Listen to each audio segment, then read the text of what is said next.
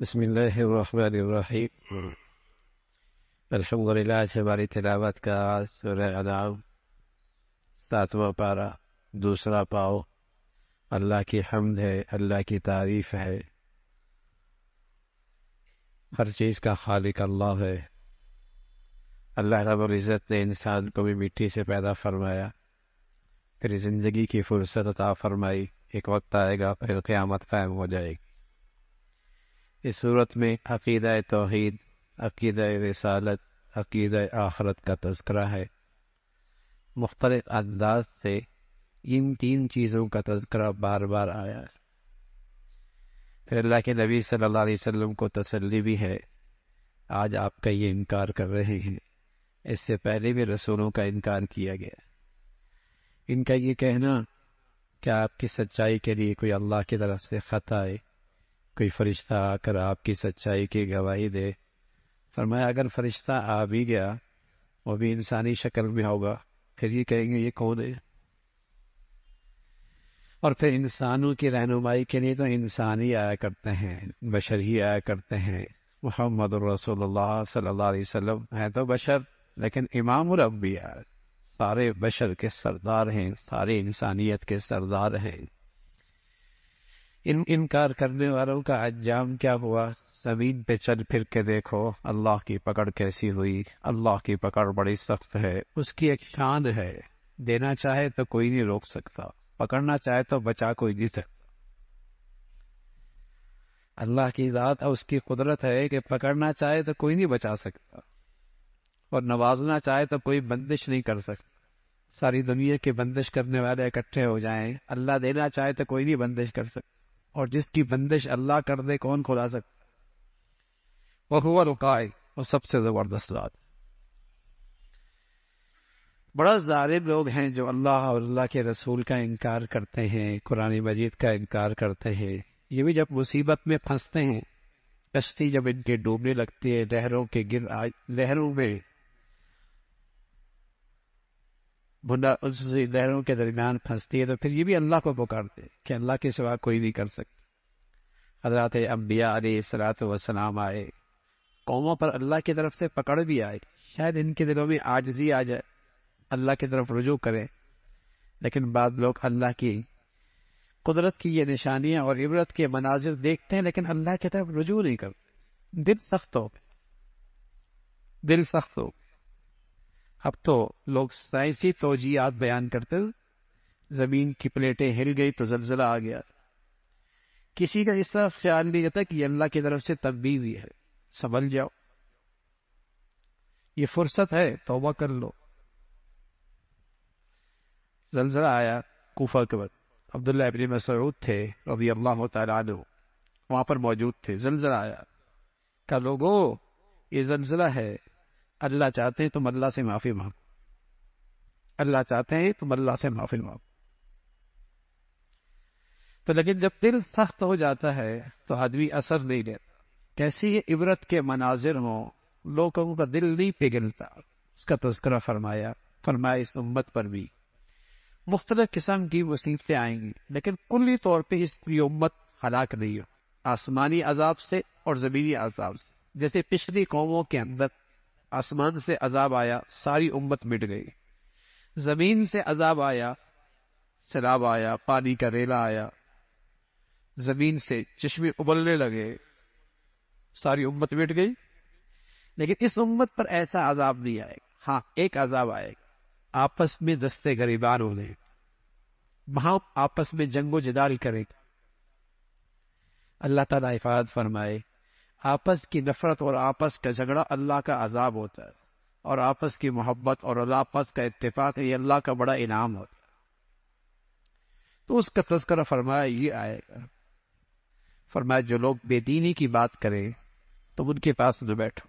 آپ علیہ الصلوۃ والسلام سے کہا گیا، امت کو نصیحت کی گئی، امت کو نصیحت کی گئی آپ کے واسطے سے، بے دینوں کی صحبت میں نہ بیٹھ۔ بس اوقات آدمی بے دین آدمی کی باتیں سنتا ہے تو اس کے اندر سے عقیدہ کمزور ہو جاتا ہے۔ کھڑا کچا ہو نا، اور اس میں پانی ڈال دے تو سوراخ ہو جائے گی۔ جب آدمی کے اپنے نظریات، سوچ، فکر، عقیدہ، ایمان کمزور ہوتا ہے تو بری صحبت سے اس کے اندر سوراخ ہو جاتی، اس کے اندر سوراخ ہو جاتی. ہاں، یا تو پھر گھڑا مضبوط ہو، پانی ڈال دے تو پانی ٹھنڈا کر دے گا، یا تو آدمی عقیدے ایمان کے لحاظ سے ایسا ہو کہ بے دینوں کے پاس بیٹھے تو ان کو بھی دین پہ لے آئے، ایسا طاقت والا ہو. اس لیے ہر ایک کی سننا، ہر ایک کی پڑھنا، یہ کوئی عقل مندی نہیں ہوتی. کہتے نہیں میں تو ریسرچ کر رہا ہوں. ارے میاں، ریسرچ کی صلاحیت بھی تو ہو. کبھی اماں کے علاج کرنے کے لیے خود ریسرچ کرنا شروع کر دی؟ نہیں، وہاں تو ڈاکٹر پہ اعتماد کرتے ہیں. اپنا گھر بنانے کے لیے چلو میں خود بناؤں گا، ریسرچ کی؟ نہیں، وہاں تو کسی پہ اعتماد کرتا ہے. یہ دین ہی ایک ایسا مذاق ہے، ہر آدمی ریسرچ کر رہا ہوتا. پہلے وہ صلاحیت ہو پھر ریسرچ کیجیے نا بھائی. پہلے صلاحیت تو ہو، استعداد تو ہو.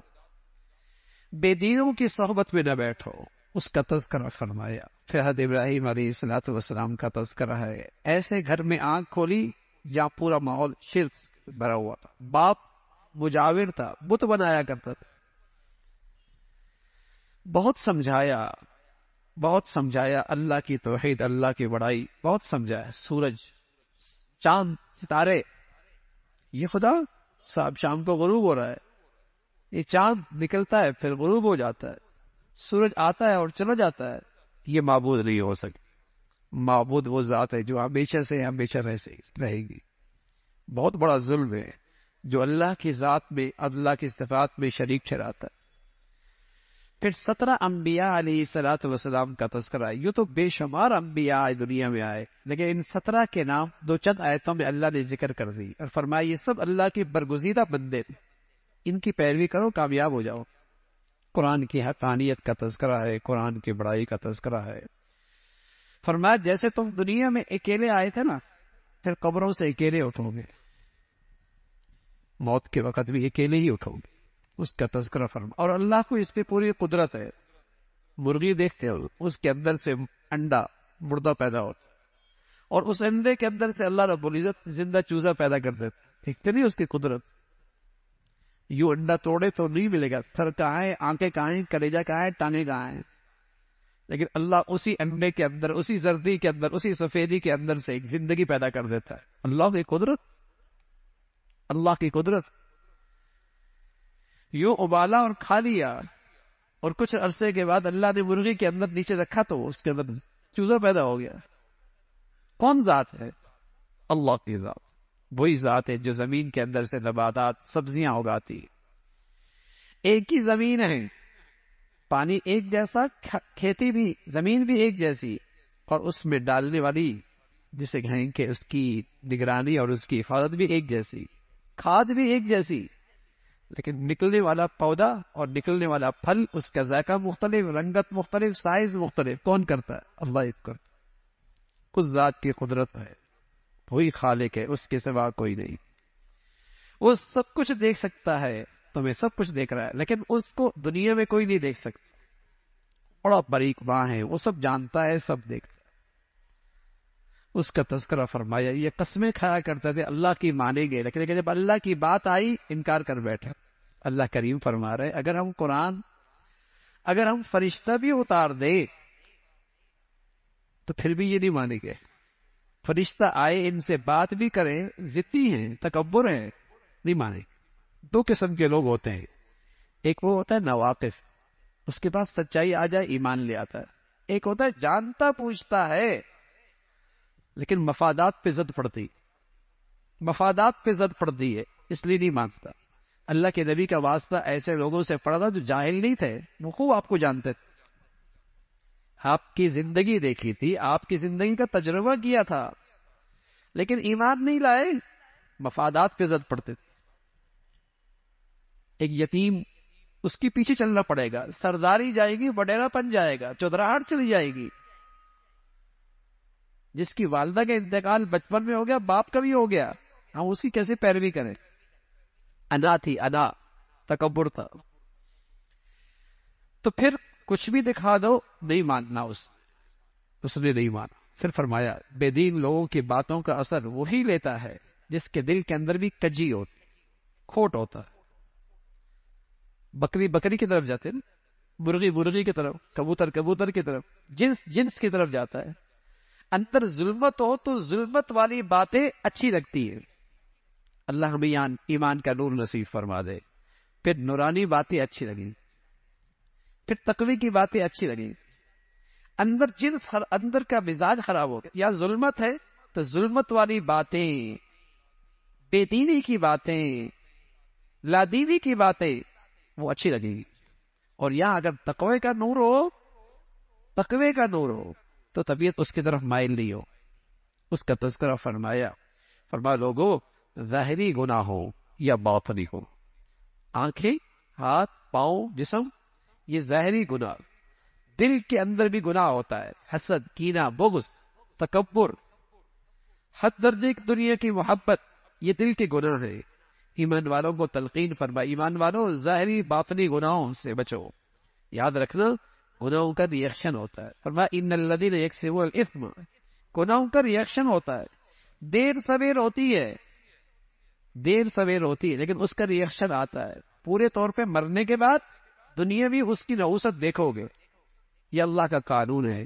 اس کا تذکرہ فرمایا جس کے لیے اللہ بھلائی چاہتے ہیں اور خیر چاہتے ہیں، اس کا سینہ اسلام کے ہر حکم کے لیے کھل جاتا ہے، یعنی اس کے لیے وہ پورے خوشی کے ساتھ اللہ کا ہر حکم قبول کرنے لگتا ہے۔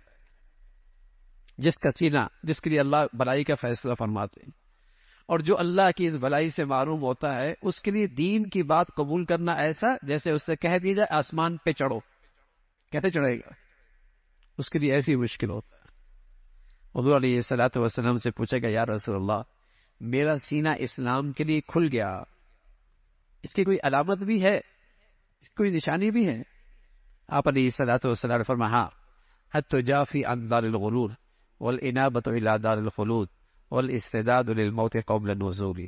فرمایا اس کی 3 نشانیاں ہیں کہ دنیا دھوکے کا گھر ہے، اس سے زیادہ جی نہ لگے، اور جو گھر ہمیشہ کا ہے اس کا شوق بڑھ جائے۔ سبحان اللہ، یہ دنیا جو دھوکے کا گھر ہے، ابا چلے گئے، دادا چلے گئے، نانا چل گئے، اسی دھوکہ ہے کہ شاید میں نے یہی رہنا ہے، اس لیے ساری توانائیاں یہی لگا رہا ہے، اس لیے ساری صلاحیتیں یہی لگا رہا ہے۔ حالانکہ دادا گئے، نانا گئے، نہ جانے کتنے گھر کے لوگ چلے گئے، یہ دھوکے میں پڑے شاید میں نے یہی رہنا ہے۔ سوچتا ہی نہیں میاں، جانے والے ایسی زندگی تھوڑی گزارتے ہیں، وہ تو تیاری میں رہتے ہیں، فرمایا نشانی کیا ہے؟ دھوکے کے گھر سے زیادہ جینے لگا ہے، اور جہاں جانا ہے اس کا شوق بڑھ جائے، اس کی فکر بڑھ جائے۔ والاستعداد للموت قبل نزول، اور جانے سے پہلے جانے کی تیاری شروع کر دے۔ آپ کو کوئی کہہ دے یہ مکان گھر کا ہے، کرائے کا ہے، خالی کرنا ہے، کرائے کا مکان خالی کرنا ہے، تو بتائیے تیاری شروع ہوتی ہی نہیں ہوتی؟ تو میرے گھر کا فرد جب دنیا سے جاتا ہے تو مجھے کہہ کے جاتا ہے کہ میاں تیاری کر لو، تم نے بھی دنیا کا یہ کرائے کا مکان خالی کرنا ہے، لیکن سنتے نہیں ہیں ہم سنتے نہیں ہیں۔ میرے گھر کا جانے والا بھی مجھے خبر کر کے دیا جاتا ہے کہ میاں دنیا کے مالک نے تجھے بھی یہاں اس گھر سے شفٹ کرنا ہے۔ تو یہی ایمان کی علامت ہے۔ اللہ ہمیں نصیب فرما دے، اللہ رب العزت ہمیں نصیب فرما دے۔ اس کا تذکرہ فرمایا، پھر مشرکین کی غلط روایات اور ان کی حماقتوں کا تذکرہ ہے۔ اللہ کو مشرک بھی مانتا ہے، لیکن وہ ایسا مانتا ہے جیسے اس کا اپنا مزاج ہے، نبی کی طرح نہیں مانتا، جیسے نبی کی تعلیمات ہے، جیسے دین کی تعلیمات ہے، ایسے نہیں مانتا، حماقتیں کرتا ہے۔ حماقت کیا کرتا ہے؟ زراعت کھیتی ہوتی ہے تو اللہ کا حصہ بھی نکالتا ہے، اللہ کا حصہ بھی نکالتا ہے، اور اپنے معبودوں کے لیے بھی حصہ نکالتا ہے۔ اللہ کا حصہ معبودوں میں مل جائے کوئی پرواہ نہیں، معبودوں کا حصہ اللہ کے حصے میں مل جائے پریشان ہو جاتا ہے، کہیں معبود ناراض نہ ہو جائے۔ مسجد کے پاس سے گزرے گا، موسیقی کی آواز بلند ہو جائے گی، بابا کے پاس سے گزرے گا، ایسا کر دے گا، ادھر ڈرتا ہے، اس سے نہیں ڈرتا، اللہ سے نہیں ڈرتا، اللہ سے نہیں ڈرتا۔ تو اس طریقے سے یہ مشرک کیا کرتا تھا۔ جانور چوپائے، ان کی جو بچے پیٹ میں ہوتے تھے، ان کے بارے میں غلط نظریہ، عقیدہ کہ فلاں کھا سکتا ہے، فلاں نہیں کھا سکتا، اس کی مذمت فرمائی۔ اور پھر اللہ رب العزت نے تلقین فرمائی کہ دیکھو حق سچ کے ایک وظیفہ، ایک مضمون ہے، اور یہ نصیحتیں ہیں، اور یہ نصیحتیں گویا کہ عبداللہ ابن مسعود فرمایا کرتے تھے رضی اللہ تعالیٰ عنہ، اگر کوئی کہے کہ اللہ کے نبی دنیا سے تشریف لے گئے تو آپ امت تو کیا نصیحت کر کے گئے؟ تو فرمایا وہ اس آیت کے اندر وہ ساری نصیحتیں موجود ہیں، اور یہ ایسی نصیحتیں جو ہر نبی نے اپنی امت کو نصیحتیں کی ہیں۔ اس کی پہلی چیز کیا ہے؟ پہلی چیز ہے لوگوں اللہ کے ساتھ شرک میں، اللہ تشرکوا بی شیئا، والدین کے ساتھ حسن سلوک کر، والدین کے ساتھ حسن سلوک کرو، اپنی اولاد کو ناحق قتل نہ کر۔ اس زمانے میں بھوک کی وجہ سے اولاد کو قتل کر دیا کرتے تھے، بیٹیوں کو آر کی وجہ سے قتل کر دیا کرتے تھے، اور مسلمان بھی آج ایسے ہی کرتا ہے۔